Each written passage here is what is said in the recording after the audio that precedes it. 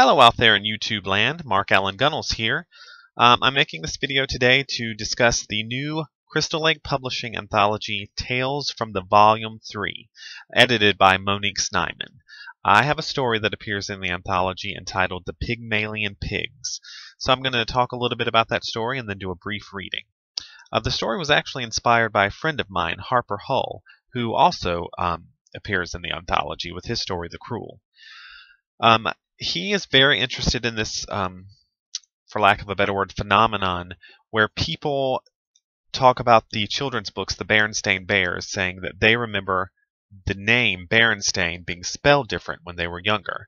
It's now spelled with an S-T-A-I-N, and they remember S-T-E-I-N. And there's been a lot of talk online, people suggesting that it is evidence of alternate realities, parallel universes, things like that. Not saying I believe it, but it's fascinating and interesting, and I thought I could really do something. So I created this story about a man named Joe who decides to order a copy of his favorite children's book from his childhood, The Pigmalion Pigs, to read to his daughter. Only he discovers that his memory of it being spelled Pygmalion with a P-I-G is not the reality now, that it's spelled P-Y-G like the word Pygmalion really is. He's very upset about it, talking to his wife Tasha, who doesn't really seem to get it. But when he gets the book, he finds that not only is the title different, but the ending is different than he remembers, and he can't find any evidence that the way he remembers it ever was.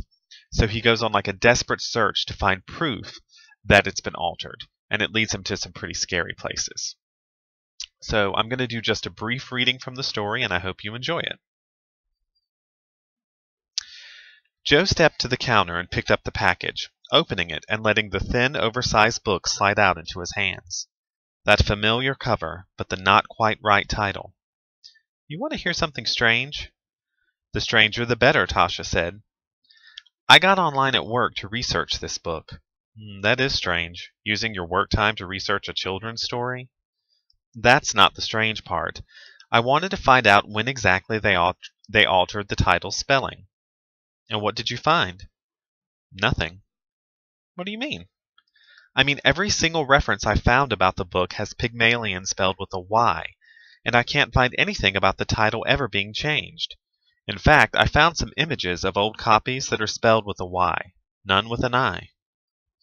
She said, tasting the stew that bubbled in the pot. That's all you have to say, What do you want me to say? You just remembered it wrong. No, I didn't. That was my favorite book from the time I was 4 till I was in 2nd grade. I still had the thing when I finally moved out of my parents' house at 21. I'm telling you, it was Pygmalion with an I. Honey, I'm not doubting your mental prowess, but you were a kid, and with the story being about pigs, you probably just got that all jumbled up in your memory. I remember the cover vividly. Tasha stood with her head tilted again, the same skeptical look she always gave Julie when she thought the girl was being less than honest. What then? You think someone methodically went through the net and rewrote the history of a children's book? Joe laughed, although the sound was somewhat forced. I know, it's just weird is all. Memory is weird. Growing up, I heard people tell the story of how my sister Violet got her big toe cut off in a bicycle chain when she was 6, so often that I truly believed I remembered being there and seeing it happen, even though I wasn't born for another year. I know you're right, Joe said, though a tingle of unease still lingered in his gut. I always am. Now go wash up. Supper will be ready in about 10 minutes. Joe kissed his wife, then slid the book back into the package so Julie wouldn't see it on his way upstairs. Like I said, that's just a little brief reading from the story. Hopefully enough to intrigue you and entice you. So, give it a try. Tales from the Lake Volume 3. It's available on Amazon in paperback and digitally. Another great book from Crystal Lake Publishing.